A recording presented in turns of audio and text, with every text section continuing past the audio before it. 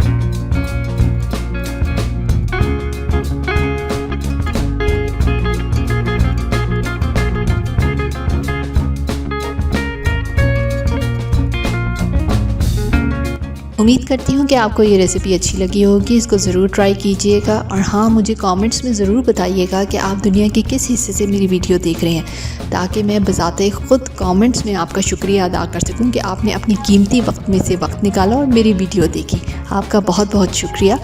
जिन्होंने मेरे चैनल को अब तक सब्सक्राइब नहीं किया, उनसे गुजारिश है कि वो ज़रूर सब्सक्राइब कीजिए, ताकि बहुत ही मज़ेदार और अच्छी रेसिपीज़ उन तक बआसानी पहुँच सकें।